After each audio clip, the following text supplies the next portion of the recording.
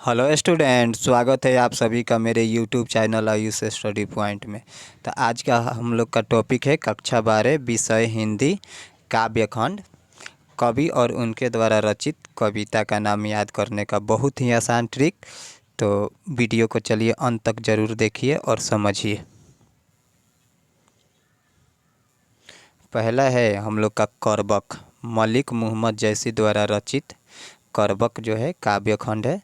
तो देखिए इसमें करबक में ध्यान से देखने पर बक आ रहा है और यहाँ पर मलिक को हम लोग मालिक समझ लेंगे। तो देखिए कहीं काम करने आप जाइएगा तो काम करते समय बक बक यानी कि ज़्यादा बोलने का जो काम करेगा मालिक करेगा, ठीक है। यानी कि मालिक के डर से ही जो देखते हैं आप लोग, जो भी वर्कर होते हैं, मालिक जब आ जाते तो किस तरह का काम करने लगते। तो आप लोग को सिर्फ यही समझना है कि बकबक कौन करेगा, तो मालिक करेगा। मालिक यानी कि मलिक समझ लेना।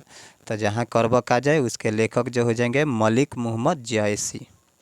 नेक्स्ट है हम लोग का पद। तो देखिए पद जो है यानी कि मान लीजिए एक प्रकार का पद जो हो गया ओहदा हो गया, यानी कि पद जो है दास का है। और पद नेक्स्ट जो पद है ये भी तुलसीदास का है। तो इसमें आप लोग को सिर्फ याद रखना है कि पद दास का मिला है, यानी कि पद किसका मिला है, दास का मिला है। चलिए नेक्स्ट है हम लोग का, इसमें जो है छप्य है। तो छप्य देखिए, छप्य का अर्थ समझिएगा आप लोग कि छपाई। छप यानी कि छापना। अब मान लीजिए मैंने एक पुस्तक की रचना की और जब प्रकाशन के यहाँ लेकर गया तो प्रकाशक कह रहा है कि नहीं, आपने जो लिखा है वो स्पष्ट नहीं है, इसलिए मैं इसका छपाई नहीं करूँगा। यानी कि देखिए इसमें नाभादास में ना आ रहा है, यानी कि ना माने नहीं और छप यानी कि छपाई समझिएगा। तो छप्य के जो कवि होंगे वो नाभादास, क्योंकि छप यानी कि छपाई, और छपाई होगा कि नहीं होगा, तो नहीं होगा, यानी कि नाभादास याद रखना। नेक्स्ट है हम लोग का कवित। तो देखिए कवित जो है भूषण द्वारा रचित काव्य है, कविता है। तो इसमें आपको याद रखना है कि आपके पड़ोस का एक लड़का है जिसका नाम भूषण है और वो कवि हो गए। यानी कि कवि कौन हुए हैं, भूषण। तो आप लोग इसको अच्छे ढंग से समझ लिए। जैसे कवित जो है, कवित की रचना किस कवि ने की है, तो कवित यानी कि कवि, तो कवि कौन है, भूषण। तो भूषण याद रखिएगा। नेक्स्ट है हम लोग का तुमुम कोलाहल कलह में। तो ये जो है जयशंकर द्वारा रचित है। तो इसमें आप लोग को याद रखना है सिर्फ कलह माने होता है झगड़ा।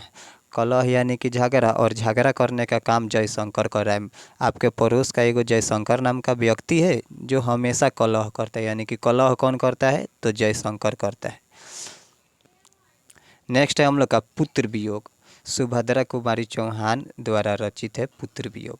तो इसमें आप लोग को सिर्फ एक ही कंसेप्ट याद रखना है कि पुत्र जो है किसको हुआ है, तो सुभद्रा को हुआ है। यानी कि सुभद्रा नाम की एक लड़की है जिसे संतान की प्राप्ति हुई, यानी कि पुत्र हुआ है। नेक्स्ट है हम लोग का उषा।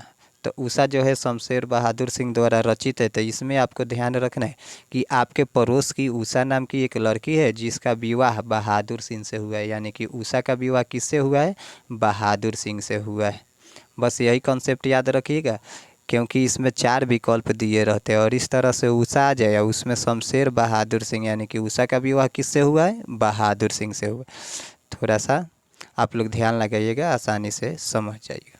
जन जन के चेहरा एक, गजानन माधव मुक्ति बोध है इसके कवि। तो देखिए इसमें आपको समझना है कि जन जन के चेहरा एक, यानी कि वैसा चेहरा जिसको सभी लोग पसंद करें, तो वो गजानन का होता है। किन का होता है, गजानन, यानी कि गणपति गणेश भगवान का। तो इसमें याद रखना है कि जन जन का चेहरा एक, यानी कि कोई ऐसे व्यक्ति जिसका चेहरा सब लोग पसंद करे, तो वो गजानन है। गजानन ना अगर याद रहे तो आप लोग माधव भी याद रखें। माधव यानी कि श्री कृष्ण, ठीक है। नेक्स्ट है हम लोग का अधिनायक। तो अधिनायक में देखिए नायक आ रहा है, मैंने इसे रेड कलर से कर दिया है अधिनायक। तो नायक यानी कि हीरो, और नायक कौन है, रघुवीर है। यानी कि रामायण आप लोग देखे होंगे, तो रामायण के नायक कौन है, तो रघुवीर है, यानी कि श्री राम जी है। तो जहाँ अधिनायक आ जाए तो नायक कैसा होना चाहिए जी, रघुवीर की जैसा होना चाहिए। नेक्स्ट है हम लोग का प्यारे नन्हे बेटे को। तो इसके लेखक है विनोद कुमार शुक्ल। तो इसमें आप लोग को सिर्फ याद रखना है कि एक पड़ोस में का लड़का विनोद है जिसको प्यारा नन्हा बेटा जो है उसको बेटा हुआ है। तो यहाँ पर आप लोग को सिर्फ यही याद रखना है कि बेटा जो है किसका है, तो विनोद का है। यानी कि प्यारा नन्हा बेटा जो है वो किसका है जी, विनोद का है, यानी कि विनोद कुमार शुक्ल का। देखिए हार जीत, तो हार जीत आप समझते हैं कि अशोक जो थे एक योद्धा थे और योद्धा का काम है युद्ध करना। तो युद्ध में कभी हार होती है तो कभी जीत। तो हार जीत के लेखक कौन हो जाएंगे, अशोक। यानी कि हारता और जीतता कौन है, तो अशोक। अशोक या तो हारेंगे नहीं तो जीतेंगे, तो अशोक ही इसका याद रखना, यानी कि अशोक वाजपेयी।